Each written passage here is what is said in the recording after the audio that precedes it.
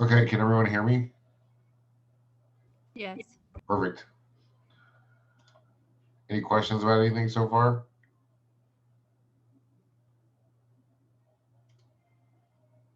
Nope.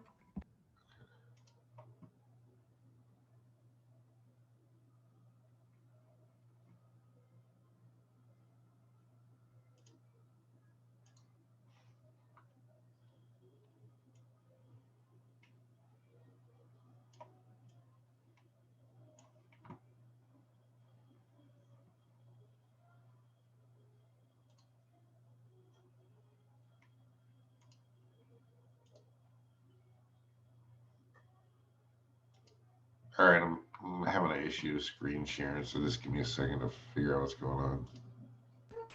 No problem. All right, I got it.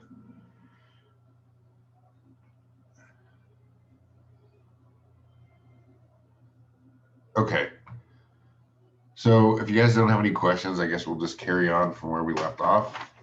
So we were talking about active and passive transport, and just remember for the exam, you need to know that passive transport doesn't require energy. It's energy already in the system, and that energy is generally kinetic energy because of temperature. Everything has a temperature above absolute zero, and so there's going to be some molecular movement above that.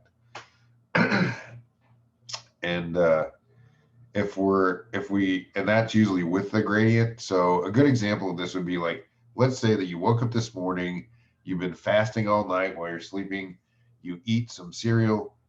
Cereal is high in carbohydrates. You guys know from chapter 5 that when you stick that in your mouth, the it's going to start undergoing hydrolysis to break it into maltose, and then you swallow that and your stomach digests it, and it's going to be broken down into individual glucose molecules. And then from there, the glucose passes through your small intestines, and so your blood hasn't seen any. Remember, we don't store our energy as sugars, as carbs. We have glycogen, but at a certain point, you're going to run out of glycogen, and so your blood sugar is going to be quite low when you wake up in the morning. So after you've eaten your cereal, the sugar inside your small intestines is going to be high. So where would you expect it to flow? The sugar from your intestines into your blood, or from your blood into your intestines? Intestines into your blood. Right, because it goes from a high concentration to low, and that's diffusion. Did that cost any energy?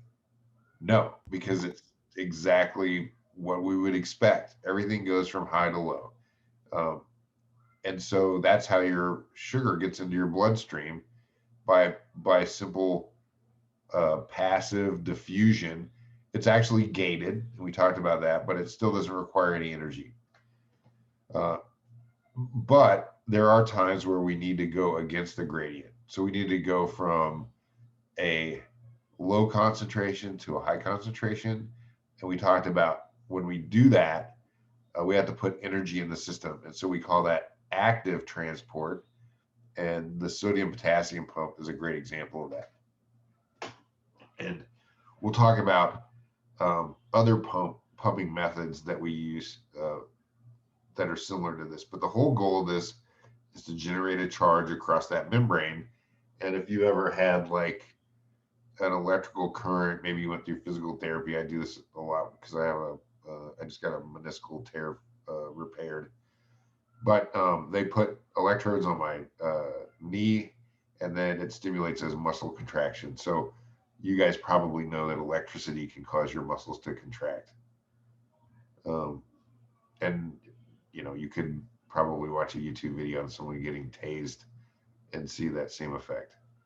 Um, anyway, so that's why we need electricity for lots of things, um, our nerves, our muscles, that sort of thing.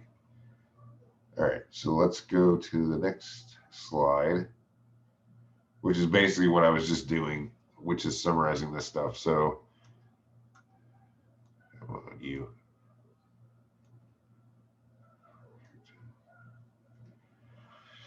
Okay, so we have passive transport. You guys know that that's from high concentration, which is shown here. The artist is showing it's high on the outside.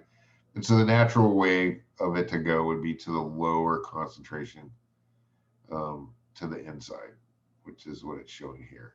So there's a couple ways that this can happen. It can go through the membrane all by itself. It doesn't need a channel.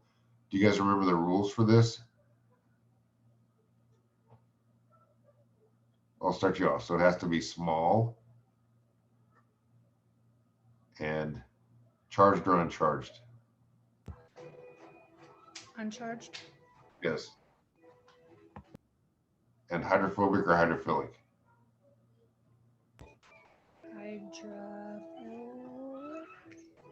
Hydrophobic. Yes, right. Because uncharged things are automatically hydrophobic. Water can only surround things with a charge. So yeah, small, uncharged, hydrophobic. So oxygen, this is a non-polar bond. So it's uncharged, it's hydrophobic, and it's small. It's only 2 atoms. So oxygen goes across your membrane, like in the cells in your lungs, right? Oxygen goes in into your blood and out, and it can go across this membrane freely. It doesn't need a channel. Water, we know that this has a charge. We talked about it all in chapter 3. And so because it has a charge, it cannot pass it. It's small, right? But it's not hydrophobic, and it's certainly not uncharged. So it needs a channel. What's the name of this channel? I might ask you on the test. Make sure you know it. Aquapore. Aquaporin. Awesome.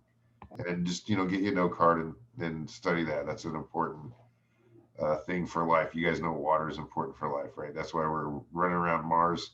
We spent $2 billion on a rover looking for, they landed specifically in an ancient lake bed because they know, like we all do, that water is important for life. Now, sometimes we have to go from low to high, right? And this is what we're doing with the sodium potassium pump. And so to do that, this is not natural, right? It's not like you put some food coloring in a glass of water and you put it in your refrigerator and then you opened it and all the food coloring was hanging out in one spot.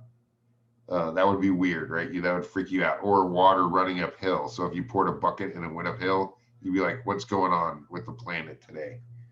It's the same thing here. So if you want that to happen, you want those weird effects to happen, you've got to put energy into it. And that, remember, our energy currency is ATP. And we showed how that works with the sodium potassium pump. So if you're not sure about how this works, go back and revisit that. But just to summarize, when you add a molecule, we add a molecule to another, what does it do? Does it change? Changes its shape. Yeah, and if it changes its shape, it can do work, right? Think about anything that moves, it has to change its shape or it won't be able to move. So it's the same thing on a molecular level, just the same way as it is a car. If your wheels didn't spin, you wouldn't move. If your legs didn't bend, you wouldn't move. So we can actively do things using these phosphates by adding them to other molecules. My allergies are going crazy. I don't know why. Okay, so we talked about this. Remember, we talked about anions. What are those? Positive or negative?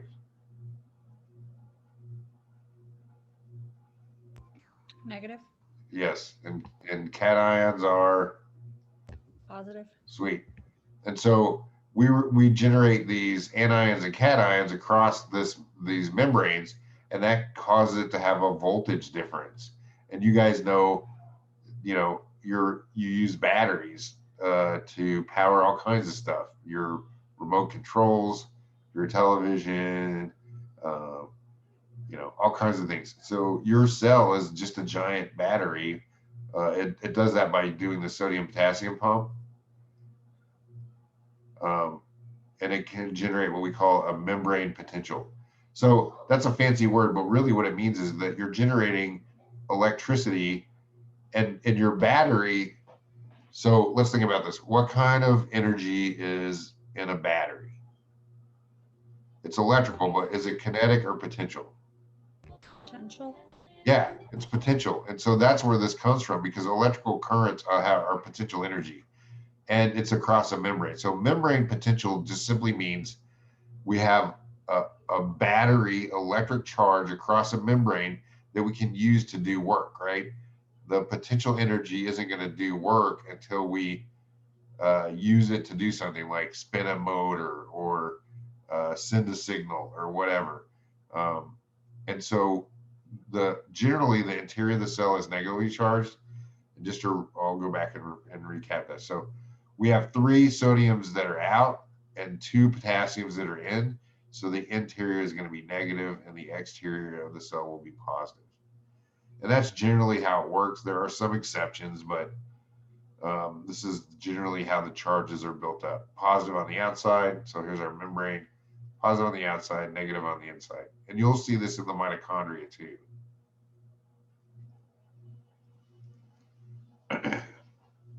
And we'll cover this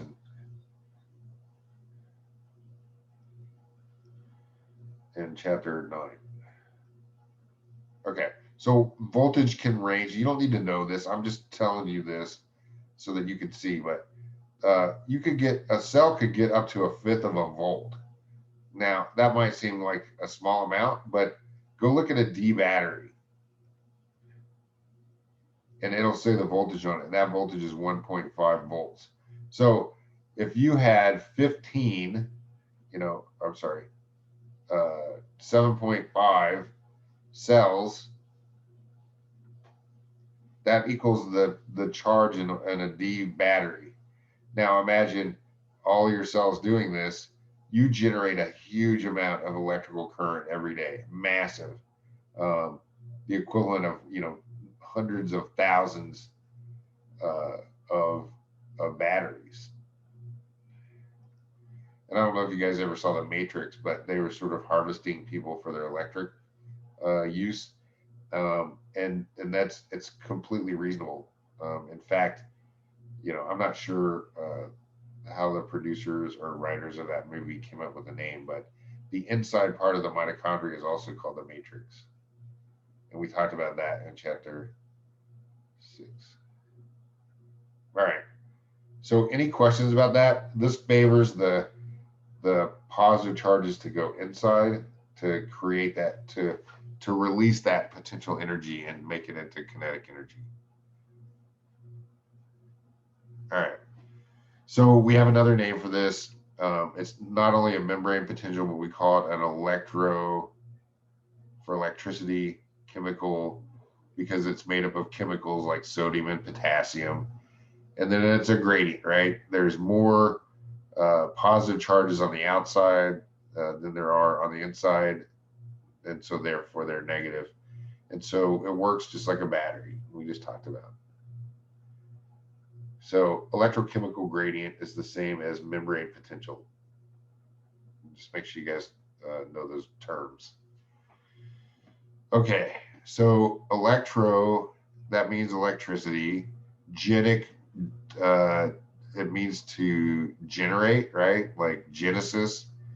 So electric producing, and then pumps, and that word pump tells you, is it going to be with or against the gradient?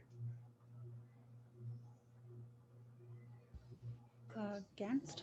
Right, because you wouldn't need a pump if you were going to wanted water to go downhill. So it's against the gradient. I'm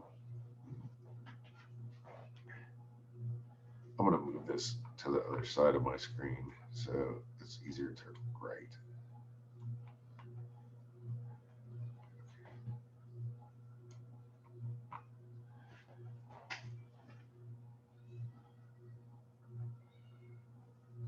Okay, yeah, so it's going to be against the gradient. And so is that going to be active or passive?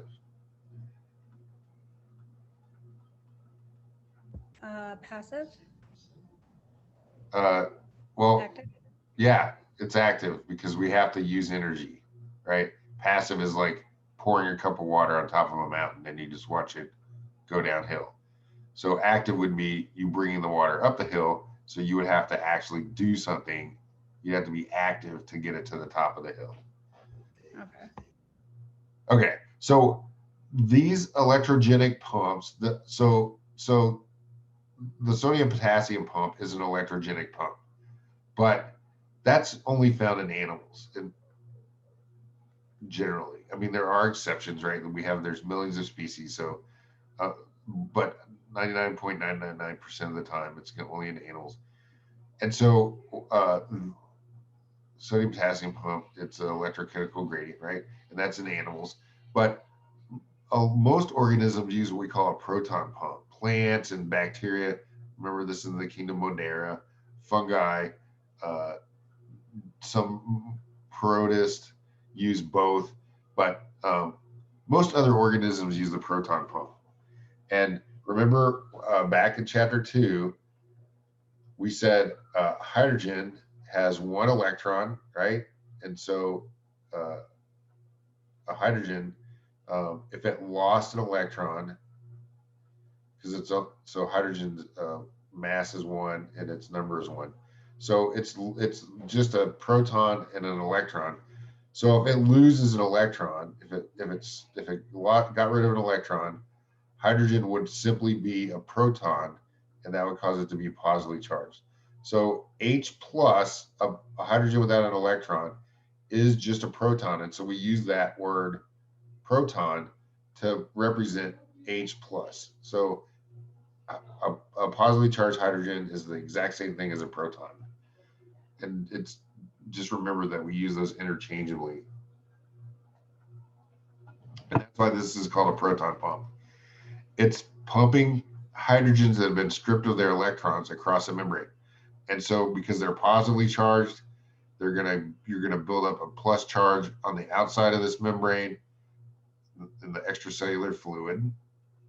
And then because you're going to build up a positive charge, then you have to have a negative charge on the opposite side, because there's more positives on this side than on this side. And we're going against the gradient, right? So there's fewer H pluses in the cytoplasm than the extracellular fluid. And so this is not natural to go from low to high, right? Natural way is high to low. These should come back in. So we have to do that actively. And so that's why we call it a pump, because this is active transport. Make sense? Yes. So the effect is the same, right? The sodium potassium pump generates positive charges on the outside and negative on the inside. Sodium potassium. And the H plus pump does the same thing. But remember, this is usually from bacteria. Animals use sodium potassium pump. So I might ask you that on the test. But here's what's important. Remember when we talked about mitochondria in chapter 6, and we talked about mitochondria has its own DNA and it has all these characteristics of a bacteria. Well, mitochondria use this method as well. They don't use sodium potassium pumps. Mitochondria use proton pumps, and they use these to make ATP. And we're going to talk about this in chapter 9, but it's important that you understand that you can move this across a gradient. So it's kind of interesting that we need ATP to generate ATP, but that's just how it is.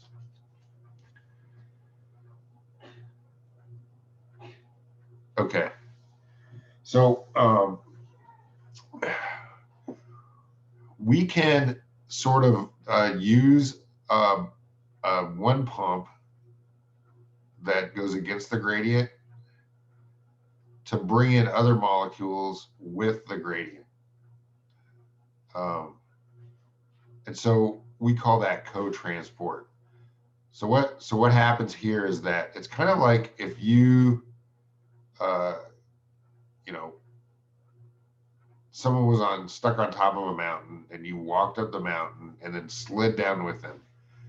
So we can use this example that the artist has drawn is that a proton pump pumps a proton out, and that proton can actually change the shape of this transporter to allow sucrose to go in with it.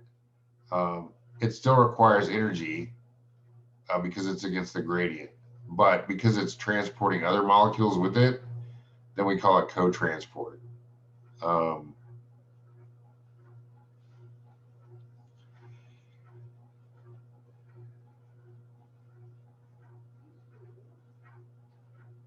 Yeah, I mean that's pretty much it. Okay, so this is sort of we're talking about. We've been talking about we have a cell, and you know we have channels that allow water to go through, and those are called aquaporins.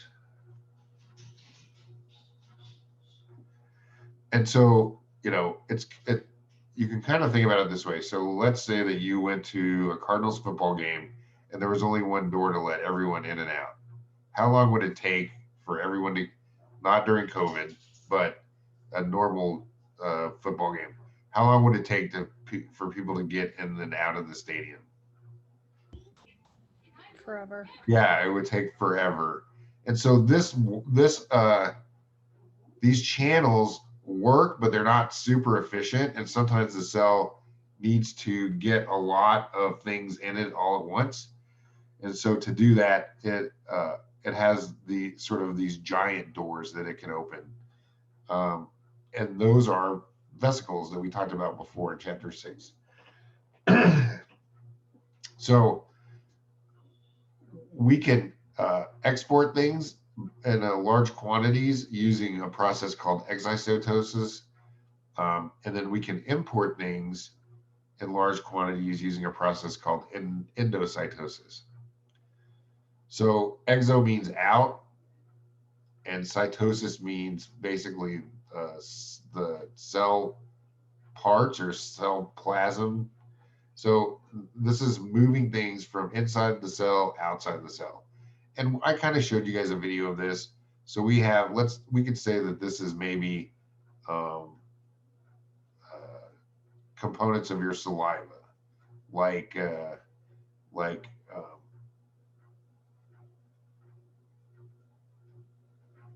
amylase is an enzyme that breaks down amylose that we learned in chapter 5 is actually the scientific term for carbs because sugars have to end in OSE and carbohydrates don't. So let's just say that this is components of your salivary gland. This is your salivary gland. It's still showing the electrogenic pump page. Oh, let's see what's going on.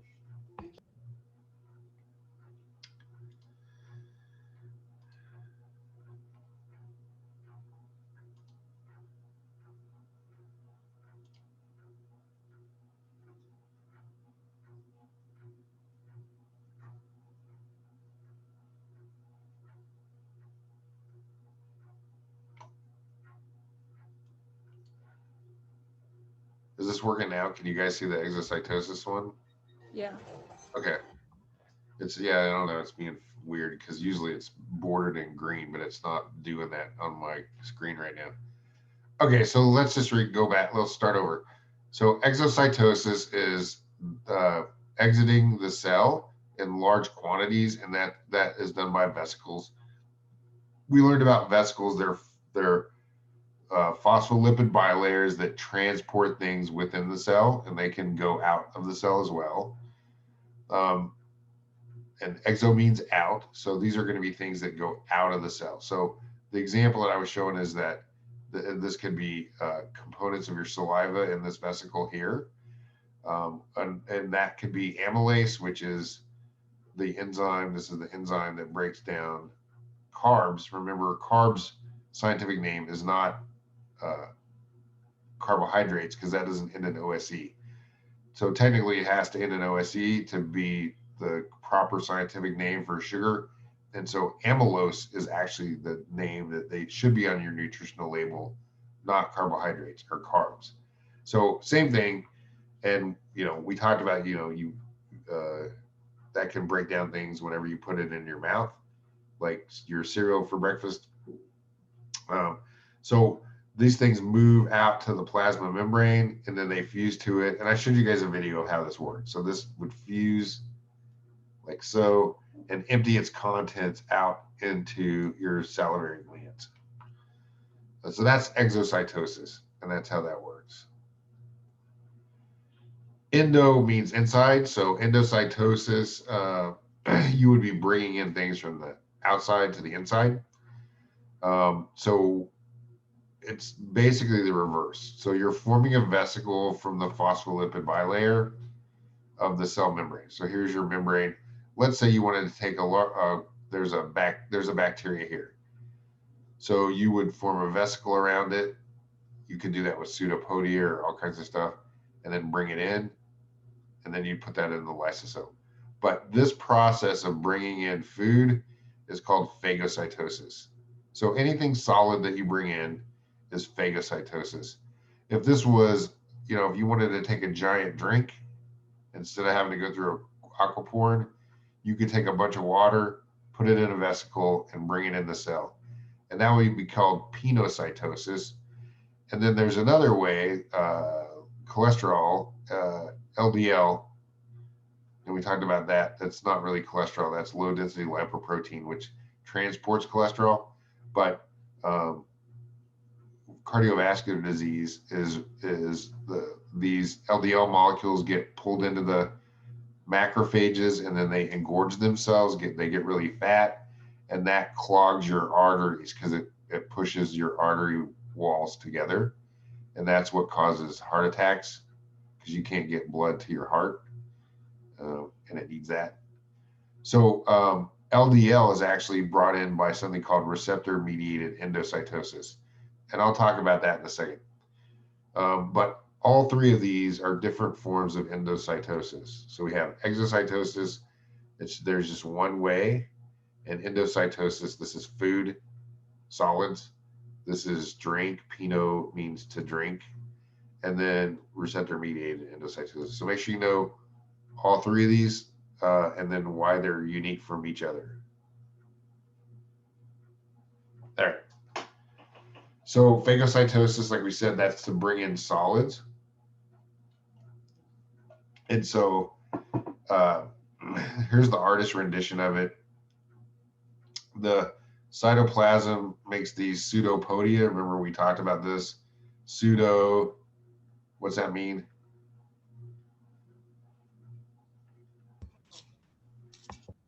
Means false. And then podia is, what's a podiatrist? Foot. So it makes these false feet.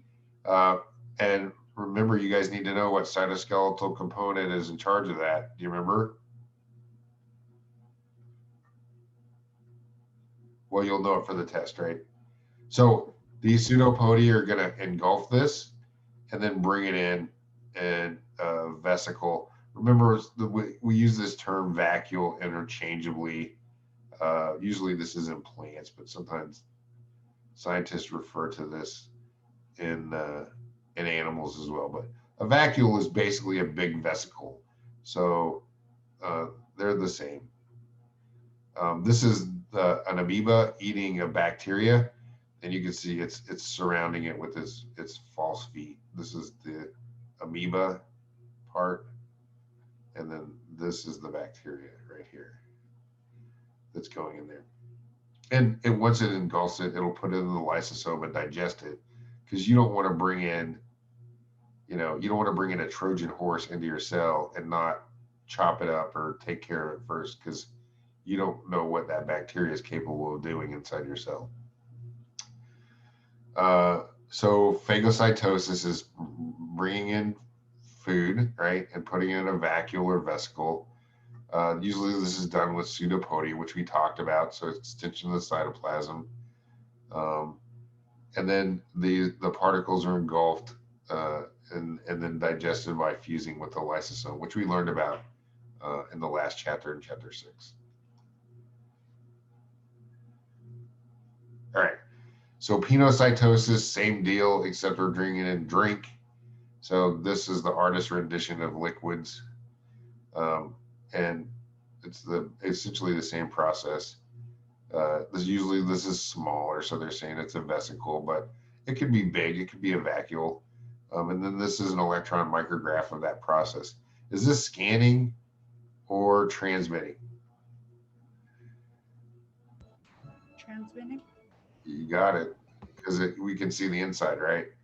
Scanning, we wouldn't be able to see that. We would only be able to see the surface. All right. So the last type of endocytosis is receptor-mediated.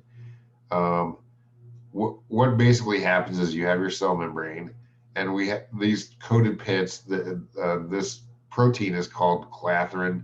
I don't care that you know that, but it's kind of shaped like a direct TV dish, and it binds here. And so if you get enough of these curve shapes binding, it's going to force this membrane to go in. And so that's basically what it's doing, is it's bending this membrane with these proteins. And this red thing is a receptor. So I don't know if you guys know this or not, but you have like lots of receptors. Insulin receptor. One receptor that's super popular right now is that spike protein, binds to a receptor from COVID, and that's how it gets into your cells. And this is what they're using to target the vaccines for, is this protein, but it works the same way. So let's say that this is the spike protein on a virus, and this is the receptor on the surface of your cell, and it would bind to it and trigger the cell to bring the virus inside. But it could be LDL, right? So LDL could be we call this a ligand. It's something that binds to a receptor. You don't need to know that, but I'm just telling you. And activate this process. This could be anything. Insulin binds to a receptor. Insulin isn't actually brought into the cell. It sends a signal through the cell. But I'm just telling you that there's lots of different things that will bind to receptors and trigger this process. But I might ask you on the test, give me an example of receptor-mediated endocytosis, and you should know, because I've said, here's the example, that LDL, right, the bad cholesterol, the low density lipoprotein, this is how cardiovascular disease initiates. And remember, that is not caused by LDL. It's caused by inflammation. But LDL is a mediary. It's kind of like saying, eating bread causes you to be a violent criminal, when, that's not true. It just, most violent criminals have eaten bread. All right. So that's the end of chapter 7. Do you guys have any questions about anything? All right, let me see if I can find a quick video on endo and exocytosis, and then we'll go to chapter 8.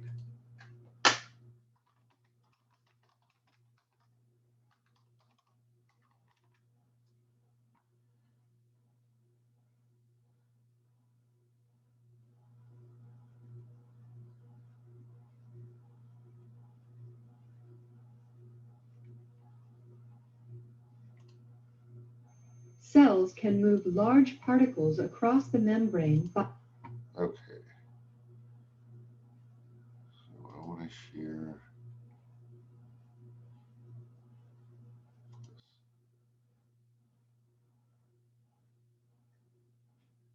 By bulk transport.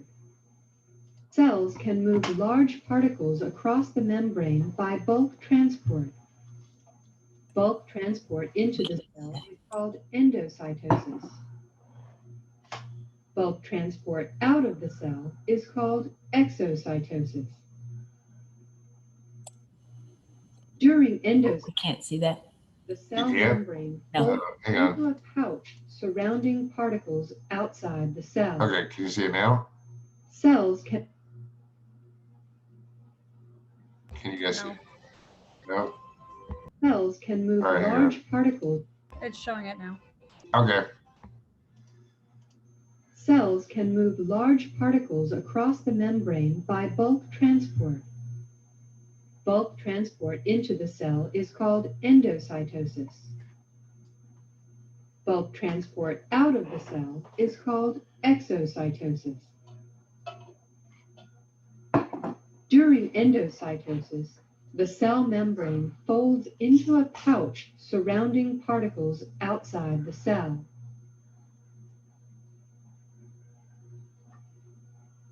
A vesicle is formed.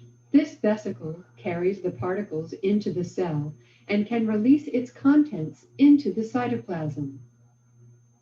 Human white blood cells engulf bacteria and other unwanted cells. This process is called phagocytosis. Phagocytosis is another example of endocytosis. Once inside the cell, the vesicle containing the bacteria fuses with another vesicle called a lysosome.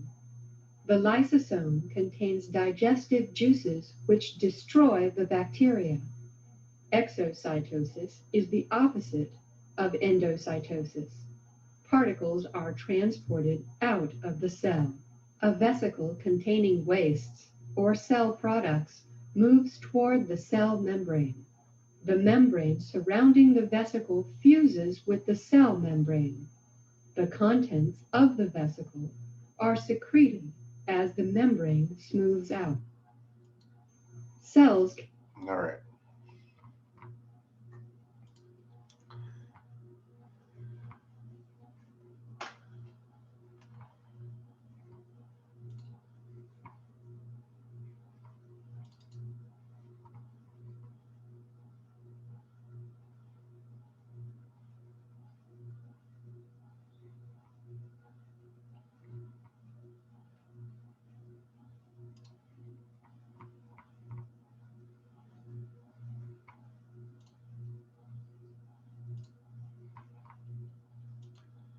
Okay, so just give me 1 second. I am going to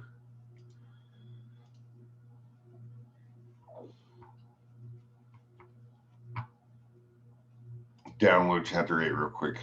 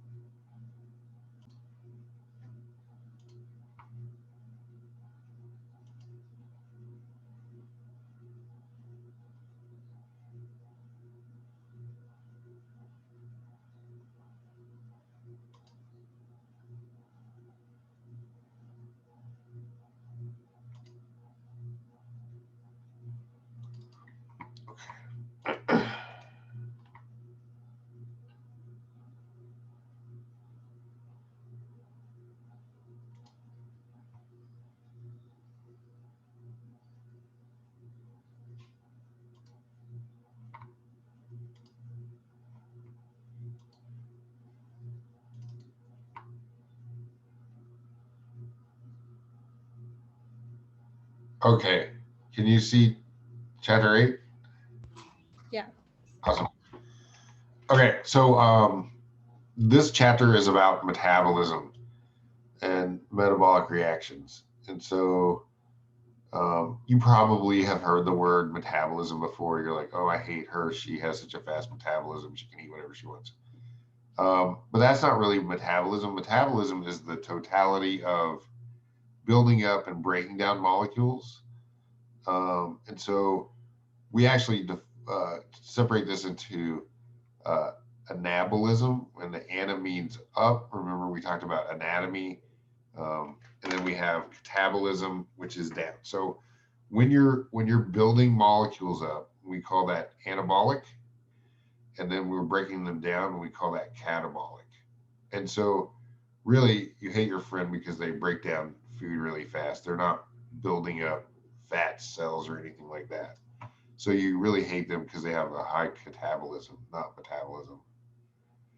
All right, so metabolism, like we just said, is the energy, right? And there are pathways that are involved breaking down molecules. So we're going to go. This is kind of setting us up for how we do break down sugars in chapter 9, and we break down our food and turn that into ATP. So there's these big pathways, and I'll show you a preview of that.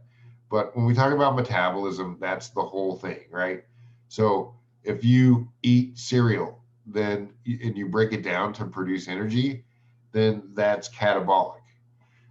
If you eat a ton of food and that food is going to be stored as fats, so you're going to build a fat molecule, then that's anabolic. And so that both processes, so like you're building muscle, you're enlarging your cells, you're making new cells, you're making proteins, right? You're adding amino acids together in a big chain. That's considered anabolic. So we're building things up, we're building bigger molecules from smaller ones. So that would be anabolic.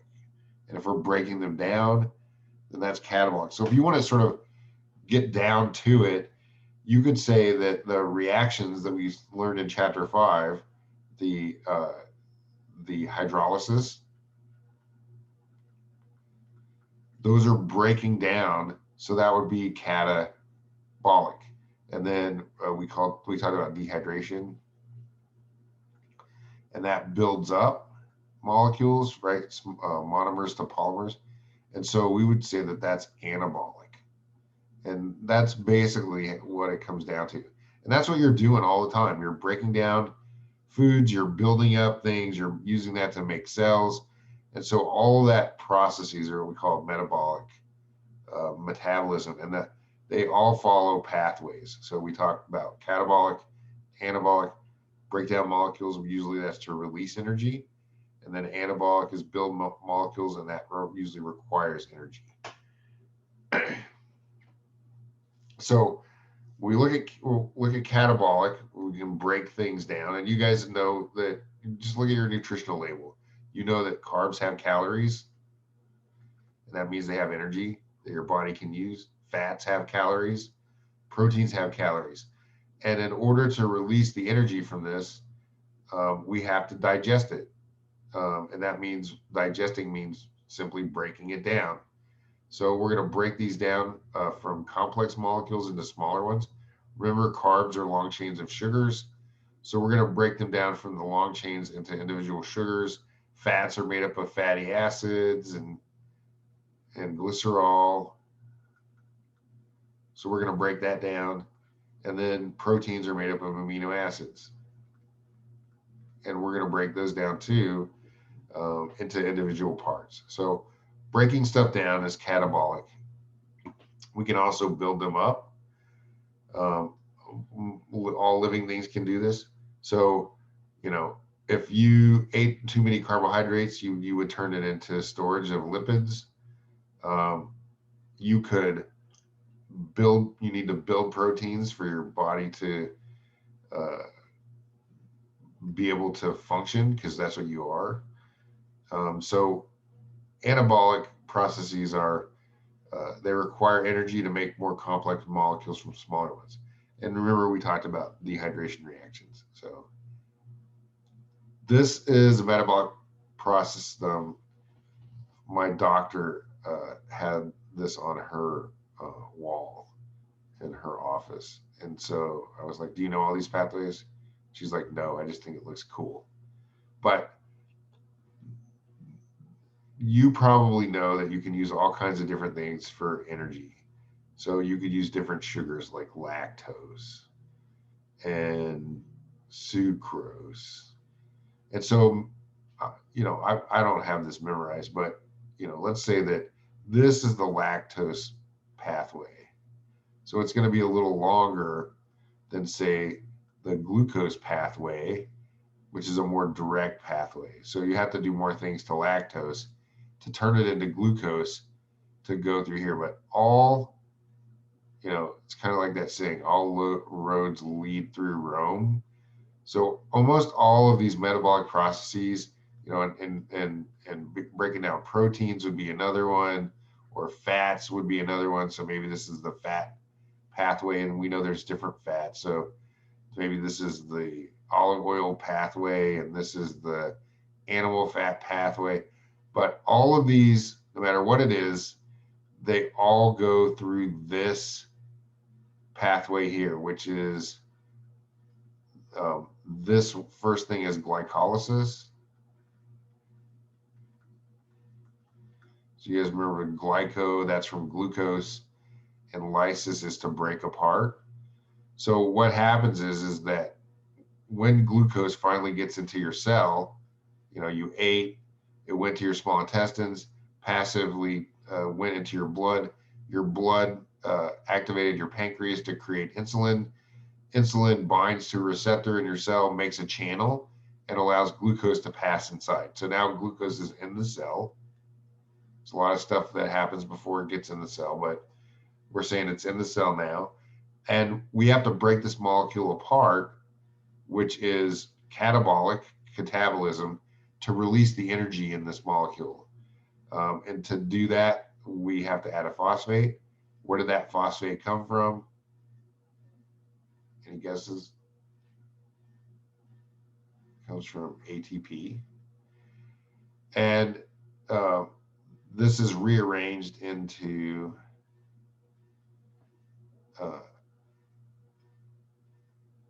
a different molecule. And we're gonna go through all the steps of this. Eventually, it's put in the Krebs cycle, which is this circle here, and then that is goes to the electron transport chain, and that makes ATP. So we're going to cover this whole pathway in chapter 9.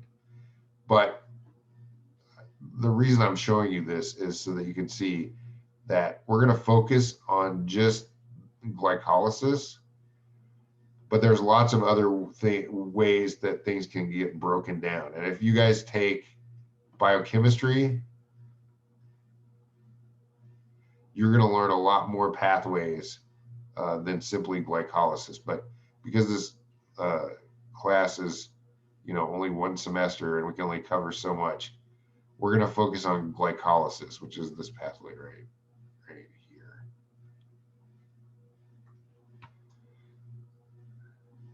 All right.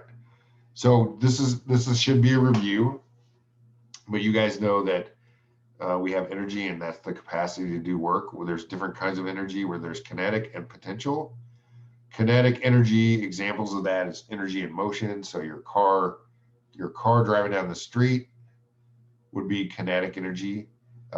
You have gas in your car, so that would be potential until it's burned up. So because that's chemical energy. Light, right? It comes from the sun, so that's kinetic. Heat, remember we talked about heat is related to the motion of molecules, so that's kinetic. Anything moving is kinetic energy. You running down the street is kinetic energy. But the fat cells that you're using to store energy, or the glycogen that you're using to store energy, that is potential energy. So energy that's stored, and remember, chemical energy is potential energy, right? Snickers bar, that's potential energy. And when we talk about the electrochemical gradient, like the sodium potassium pump, that is also chemical energy and it's potential energy. All right. So energy can be converted from one form to another. This is an example out of your book, but let's say a kid climbs a ladder, right? So the act of climbing that ladder, that's kinetic energy. And then he goes to the top of a slide.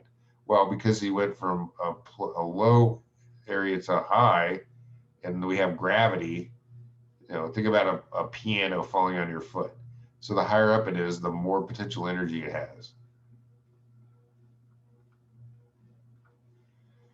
So that's converting kinetic energy into potential energy. Same thing with gas in your car. So gas would be potential energy, and once you burn that gas, you get your car to go. That's kinetic energy. So we can convert, you know this, you convert the energy in your food to the energy that allows you to move and do things. So we can convert one form of energy into another and back again. So he slides down, potential energy is converted back into kinetic energy, the act of going down, the moving part, and the potential energy from the food that he ate allowed him to climb up initially. So the living things do these conversions all the time, right? Plants take the energy from sunlight, which is kinetic energy. They convert that into the chemical energy of sugars, right? Carbs. And then we eat them and we use them and convert that potential energy from carbs into kinetic energy to let us do things. All right. So there's a whole branch of science that studies this energy transformation, and it's called thermodynamics. In order to understand the transformations, we have to understand the difference between different kind of chemical reactions. So we have spontaneous reactions. Spontaneous reactions mean that we don't need any external energy to cause the reaction to go to completion. Non-spontaneous means that it won't occur unless there's some sort of energy added to it. So think about it this way. You have a gallon of gas. That gallon of gas is not going to spontaneously start on fire unless you added energy into it. So that energy could be in the form of heat, right? So you could stick it in a super hot, I don't know, area on Earth, like a volcano, and it would burst into flames. Or you could add a match to it, and that would cause it to burst into flames too. So the gas by itself, sitting around, would be a non-spontaneous reaction. It's not going to burst into flames unless you put heat or temperature. You change the kinetic energy in that system. Once the gas lights on fire, it continues to burn. So that reaction becomes spontaneous, and you don't have to do anything else. You can just sit back and watch it burn until all the gas is burned up. So you can convert a non-spontaneous reaction into a spontaneous reaction. And we do this, we can explain how that occurs using thermodynamics. So when does the gas become spontaneous from being non-spontaneous? To understand this, you have to understand some basic laws of thermodynamics, right? Which is the study of this energy transformation. So the first law of thermodynamics says that we can't create energy or destroy energy, but we can change its form. So we can take potential energy and convert it into chemical energy, and we can take chemical energy and convert it into potential energy, but we can't make something from nothing. So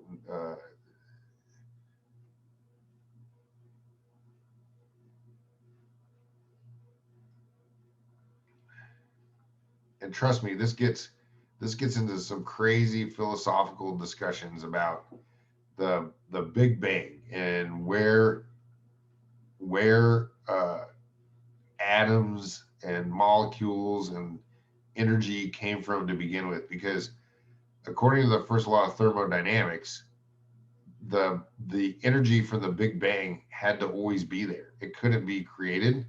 It couldn't be destroyed. The same amount of energy that was there in the beginning, if you believe in the Big Bang, was always there. So there's a lot of theoretical physicists that will argue that you can create something from nothing, but they haven't been able to prove that.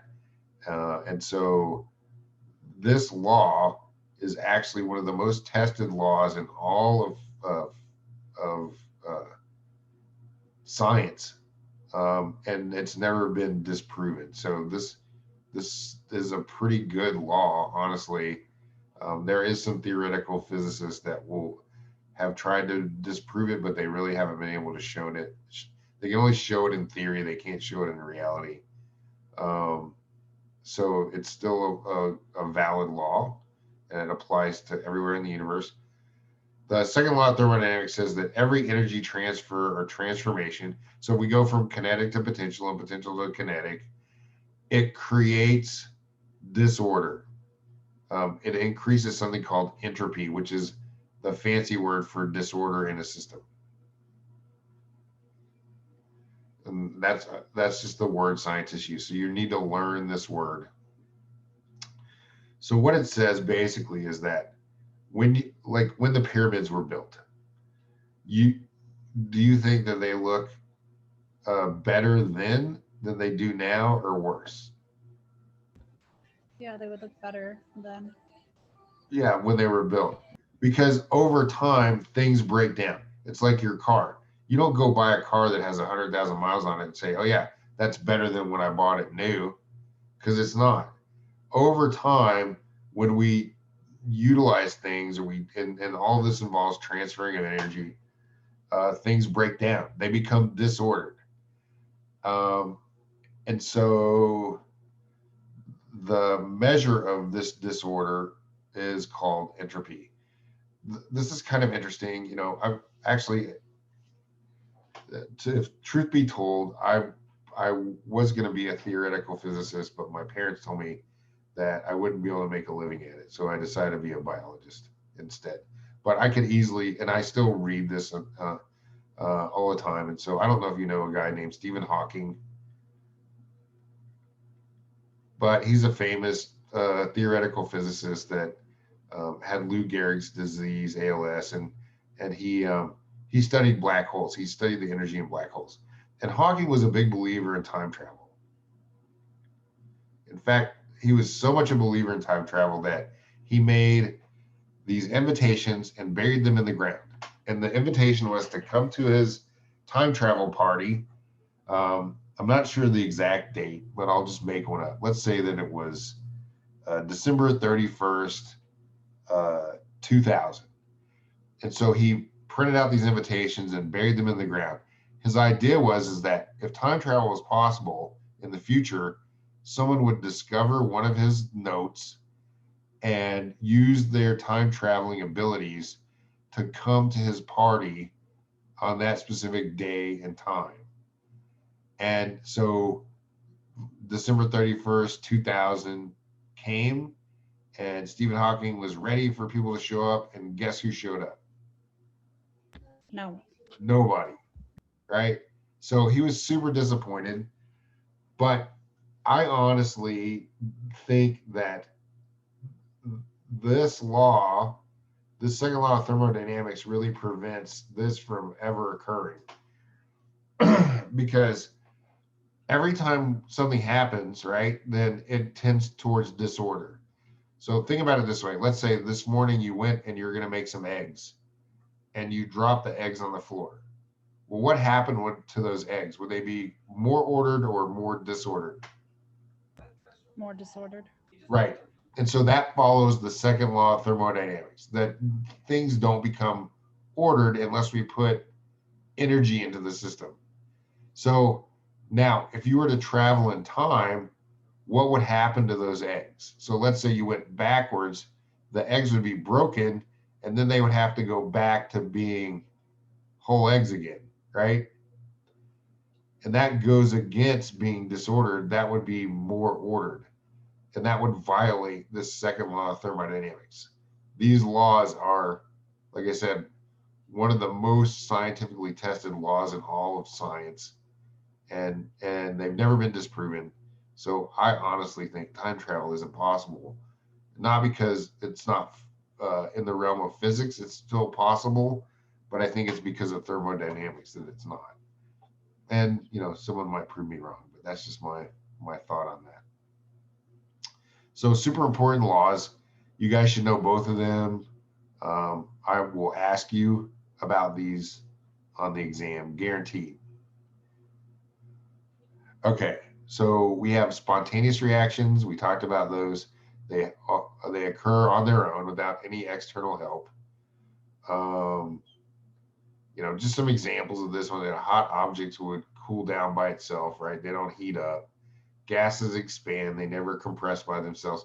Things roll downhill, not uphill. That would freak you out if you dropped a rock and it rolled up a hill. So we know that, you know, there's naturally occurring reactions that are spontaneous, and there's factors that tell us whether a reaction is spontaneous or not. And if it's not, that tells us how we can make a non-spontaneous reaction spontaneous. So in order to do that, we have to take into account some other things. One is called enthalpy. That's the energy in the system. So total energy in a substance, we can just say it's energy. Entropy we just defined, that's disorder.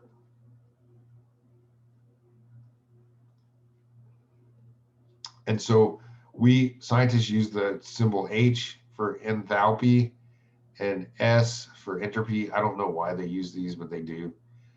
And people that study this came up with a formula. So the formula is delta G, which is Gibbs free energy, equals delta H minus T delta S. So this delta is a scientific term which means change.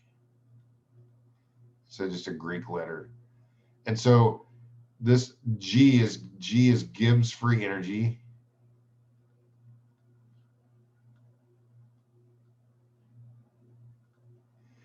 This dictates whether or not a reaction is spontaneous or non-spontaneous. So if Gibbs free energy is negative, it's spontaneous. And if Gibbs free energy is positive, it's non-spontaneous. So Gibbs free energy tells us if a reaction is spontaneous or not. This delta H, that's the change in enthalpy, the energy in the system. So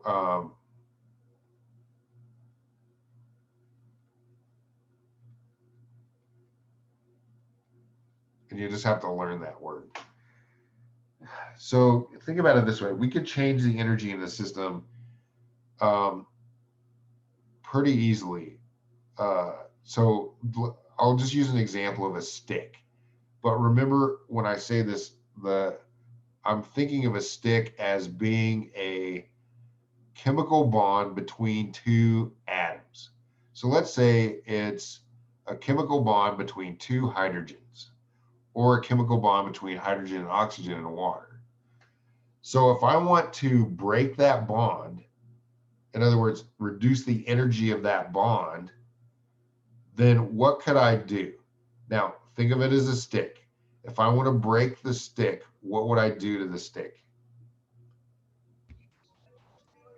Put pressure and snap it. Right. So you would bend it. And the reason that it breaks is because you're reducing the energy that stick has inside it. And so by you bending it, you're causing it to have less energy, and that's why it breaks. So we can change the enthalpy of the stick and we can change the enthalpy of chemical bonds as well. And that's what we're really going to focus on. Changing the energy in the chemical bonds. We can make them weaker by bending them, just like the stick. And this T represents temperature. We know that if we increase temperature, does it increase or decrease disorder? Increase. Yeah. And so temperature is directly related to disorder. If we increase temperature, we increase disorder. Now, we can also put something in a blender and make it disordered without changing its temperature. So these are independent of each other, but they're also linked to each other, because if we increase temperature, we increase disorder. If we decrease temperature, we decrease disorder. So remember, delta S is the disorder in the system. All right, so this is all you need to know to figure out if a reaction is going to be spontaneous or not spontaneous. There are numbers that scientists have spent, mostly chemists, we would call them thermodynamicists, that spent their whole lives figuring out all of the numbers that we plug into here. But I'm not going to make you memorize numbers. I'm just going to switch to this so that we can redo this. So we have delta G equals delta H minus T delta S. So let's just, we know we need to get this to be negative to make it spontaneous. So let's say that this number is 1. It's a positive 1. And so 1, I'm just going to put in numbers to make this work. So let's say this is a 2, and this is a 1, and this is a 1, right? So 1 times 1 is 1. 2 minus 1 equals 1, right? So that's a balanced number system. But we need to make this number 1 go to -1, right? To make it spontaneous, because right now it's non-spontaneous. This value is positive. So how can we do that? Well, what if we increase the energy in the bond? So we made this 3, right? That would be a bigger number. Well, then we would have 3 minus 1, which would be 2. That's not going to work. We're going the wrong way. That makes sense? Yeah. So we can't increase this. What we have to do is we have to decrease this. So before it was a 2, let's make it a 1, right? And so now we have 1 minus 1, which would be 0, right? So we're going in the right direction. So if we decrease delta H, then we go towards spontaneous. All right, now let's look at the other ones. So let's go back to the original number.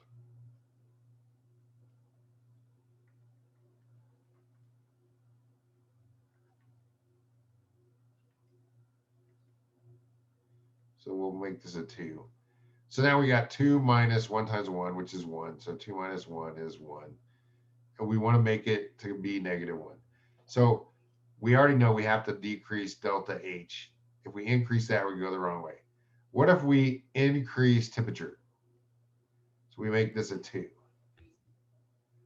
So then we would have 2 times 1, which is 2. And that would make this 0. So if we increase temperature, I should just put an arrow, temperature, then we go towards, again, we go towards being spontaneous, right? If we decrease temperature, then we go towards non-spontaneous. And then we could just do this again and erase this. So we'll go back to the original thing. And what happens if we increase disorder? So we make this a 2. Well, that makes this bigger, right? And so if we increase delta S, we increase the disorder, that also allows things to become more spontaneous.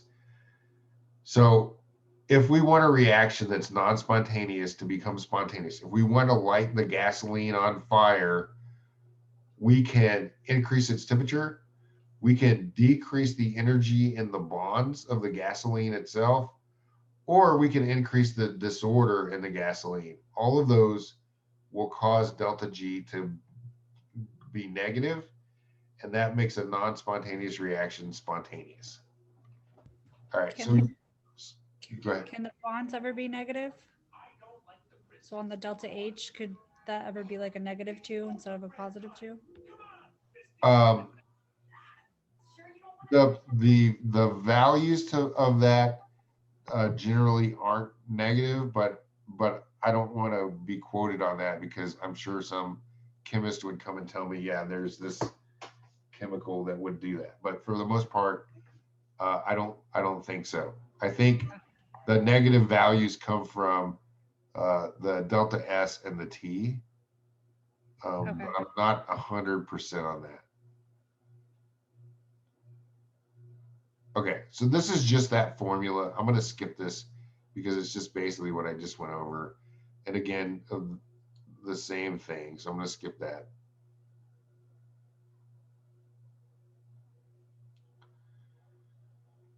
All right, and we talked about this. So we talked about how we can make the spontaneous and non-spontaneous. So I'm just going to skip ahead. So we came to the conclusion that if we increase the temperature, we can make it spontaneous, right? If we reduce the energy of the system, like bending the stick, then we can make it more spontaneous. Or if we increase disorder, we can also make that. So all three of these things, and we just talked about that in the last slide, makes it more spontaneous. All right. So I'm just gonna write this up here again.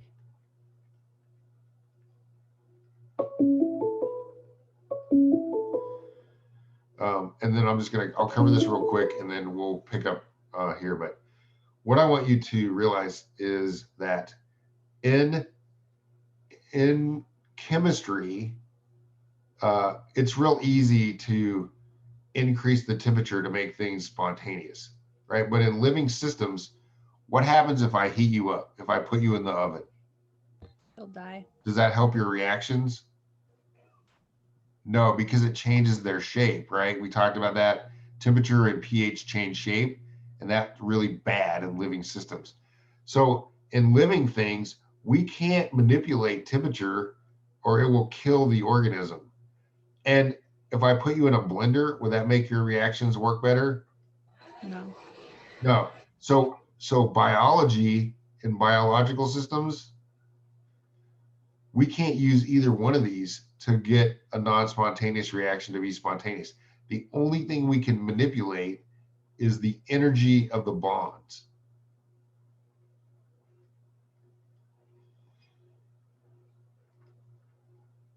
Like bending the stick.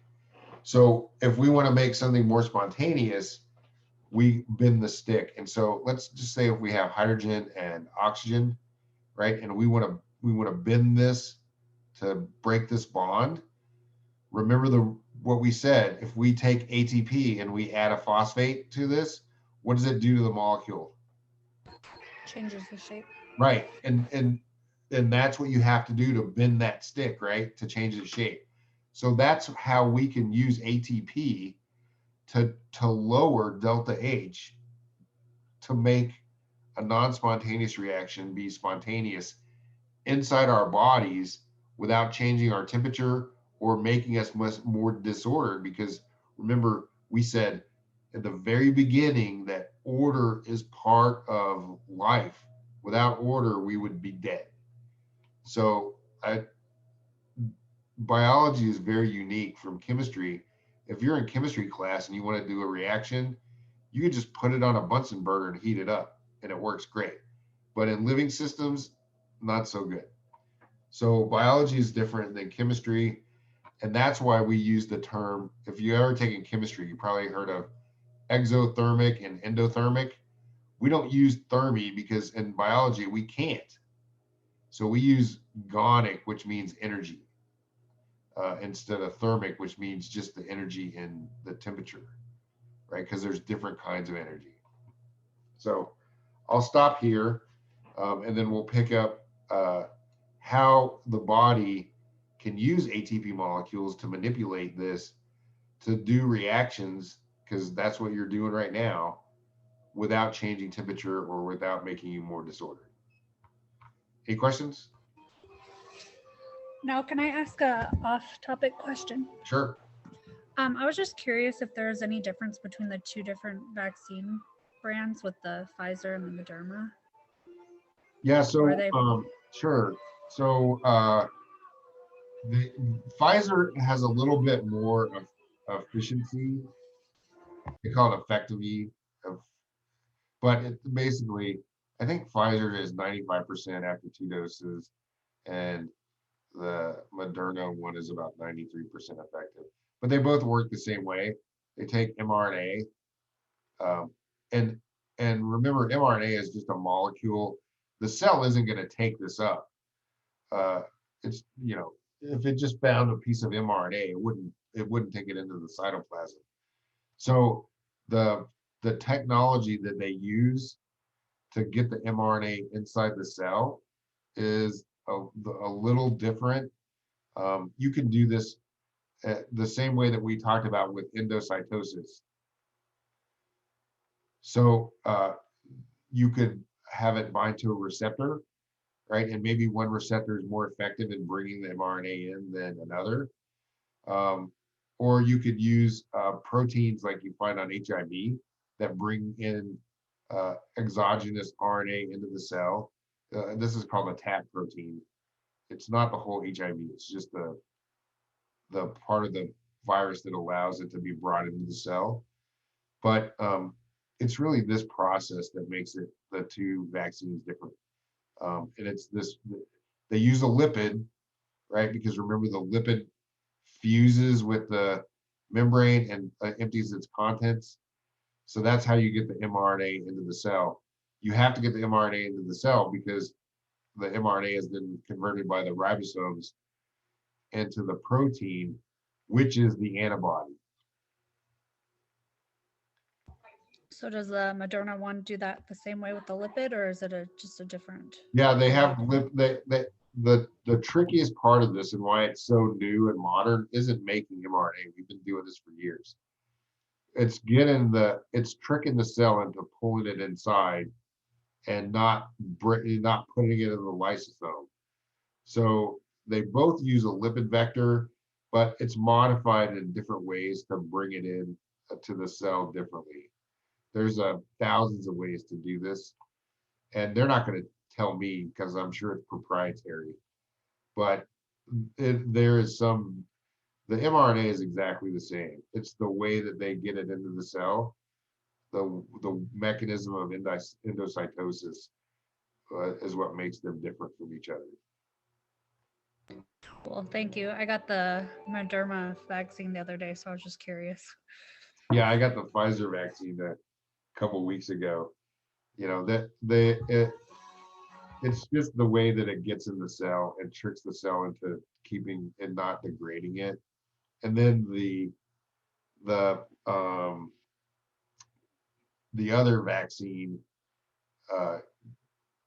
it uses the protein itself, so it skips this step, and it puts the protein in directly to which forms the antibodies. Is that the Johnson one? Yeah, the Johnson one. And Yeah. they're saying that one's supposed to be the best, right? Just because it skips that? Well, it doesn't have as good of an efficiency, a protection against the virus, but it looks like maybe it causes less incidents of hospitalization. And that's why they do these massive clinical trials. I'm not sure why, because they both should be equivalent. It really it may have to do with the way that the body processes a protein that's made by its own cells versus one that's introduced outside of its cells. Okay. But yeah, so Johnson & Johnson's protein, and then the Moderna and the Pfizer vaccine are mRNA. Okay, cool. Thank you. All right, no problem. All right, I'm going to jump over to office hours, and we'll pick this up on Thursday. So All right, hopefully thanks. all right, bye. Bye.